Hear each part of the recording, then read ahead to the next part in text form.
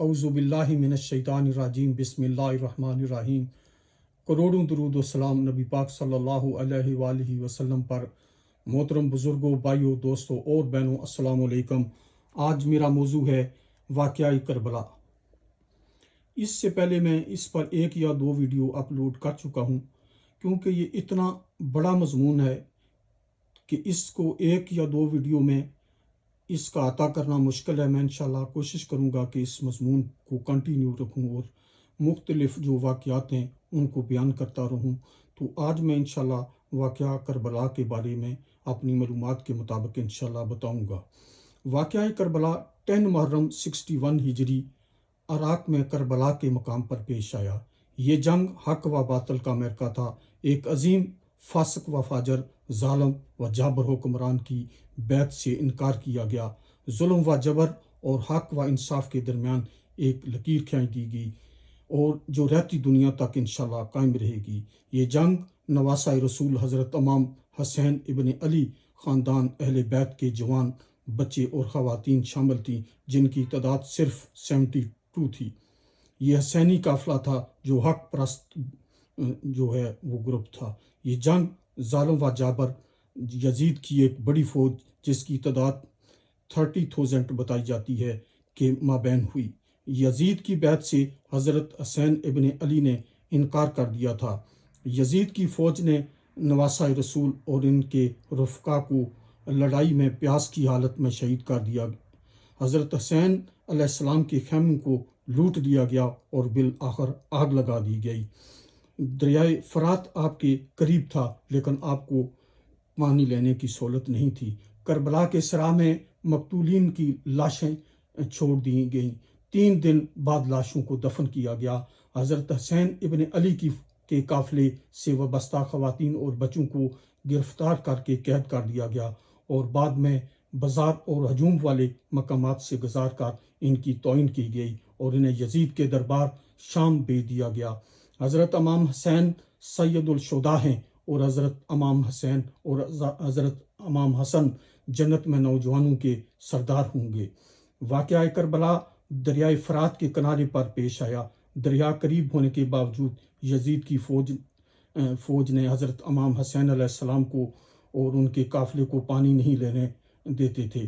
نواسہ رسول حضرت امام حسین علیہ السلام نے اپنے اہل خانہ اور وفادار ساتھیوں کے ہمراہ دین و اسلام کی سربلندی اور امریت کے خلاف لازوال قربانی پیش کی۔ جب یزید نے اقتدار سنبھالا تو اس نے مسلمانوں پر اپنی بادشاہت مسلط کی اور امام حسین سے بیعت کا مطالبہ کیا۔ امام علی مقام نے یزید کے غیر اسلامی طرز حکومت اور جبر کے خلاف بیعت کرنے سے انکار کر دیا اور مدینہ منورہ سے مکہ مکرمہ آ گئے۔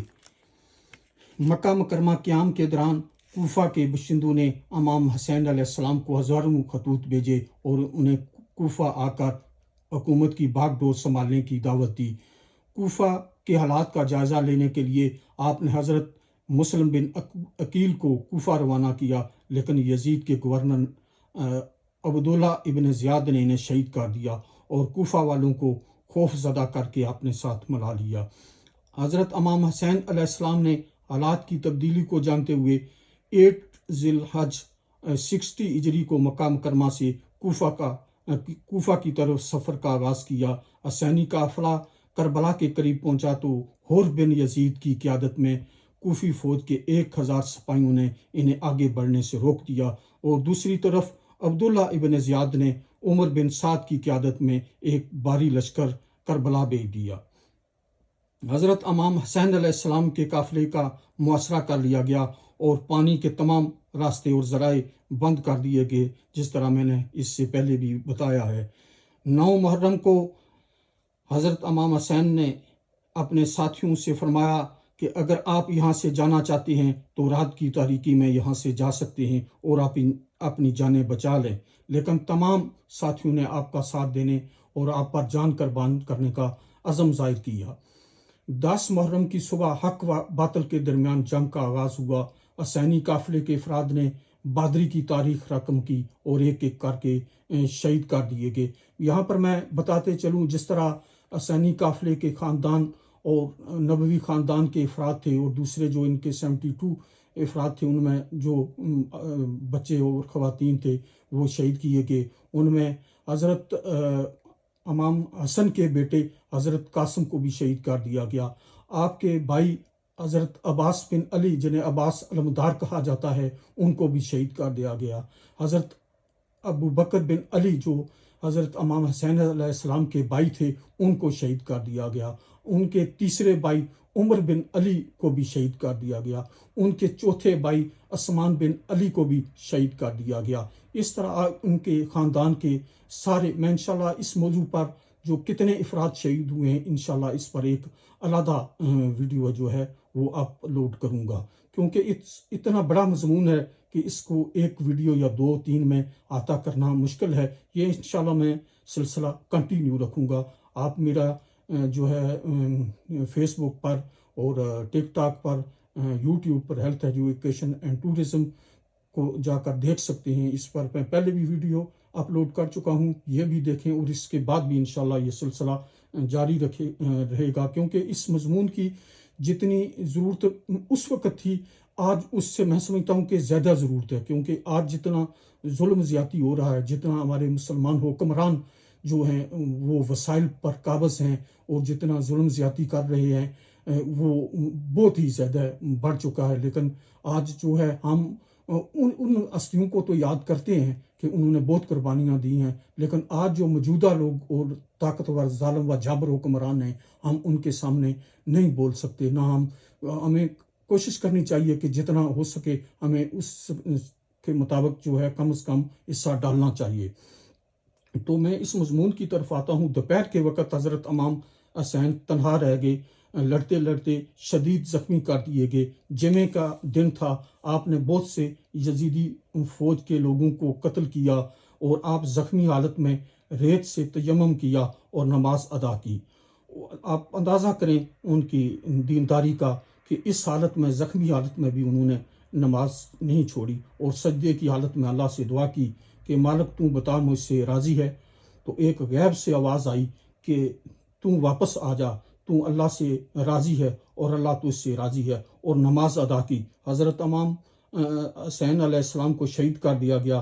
آپ کا سر کاٹ کر ظالموں نے نیزے پر رکھ کر یزید کے پاس لے گئے، اور جسم کربلا میں تھا۔ حضرت امام حسین اور ان کے قافلے کو شہید کرنے کے بعد یزیدی فوج نے خیموں کو لوٹا اور آگ لگا دی، جیسے میں نے پہلے بتایا ہے۔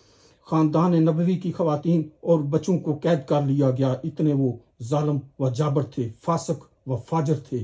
حضرت زین العابدین کو بیماری کی حالت میں، اور حضرت زینب علیہ السلام سمیت تمام قیدیوں کو زنجیروں میں باندھ کر دمشق کے بازاروں میں گھمایا گیا، لیکن ان کی توہین کی گئی۔ لیکن ان بہادر ہستیوں پر ہم قربان جائیں۔ ان بہادر ہستیوں نے دربار یزید اور بازاروں میں اپنے خطبات کے ذریعے یزید کے ظلم اور کربلا کے اصل مقاصد کو دنیا کے سامنے بے نقاب کیا، جس سے یزید کی حکومت کی بنیادیں ہل گئیں، اور تمام قیدیوں کو یزید کے دربار میں پیش کیا گیا۔ لیکن ان عظیم ہستیوں نے باطل کے سامنے سر نہ جھکائے، اور ظلم و جبر کے نظام کو مسترد کیا، اور اس کا مقابلہ کیا، اور اسے ریفیوز کیا۔ حضرت امام حسین کا بدن مبارک آقائے دو جہان محمد مصطفیٰ صلی اللہ علیہ وآلہ وسلم کے بدن کے مشابہ تھا، اور آپ بہت ہی خوبصورت اور حق پرست اور دیندار ہستی تھی۔ اللہ تعالیٰ ان کے درجات بلند فرمائے، اور اللہ پاک ان کے صدقے وسیلے سے ہمیں بھی حق پر چلنے کی توفیق عطا فرمائے۔ تو اسی پر میں اجازت چاہتا ہوں، انشاءاللہ میں آئندہ بھی اس مضمون پر جو ہے وہ ویڈیو اپلوڈ کرتا رہوں گا۔ تو اس پر میں اجازت چاہتا ہوں، پلیز یہ ویڈیو لائک اور شیئر کریں، اور یوٹیوب پر میرا channel health education and tourism subscribe کریں، تاکہ آپ کو دوسری بھی معلومات ملتی رہے۔ اللہ تعالیٰ آپ کو مشکلات، مصیبتوں اور بیماریوں سے بچائے۔ اللہ پاک آپ کو حفظ و امان میں رکھے، اور مجھے بھی۔ اللہ حافظ۔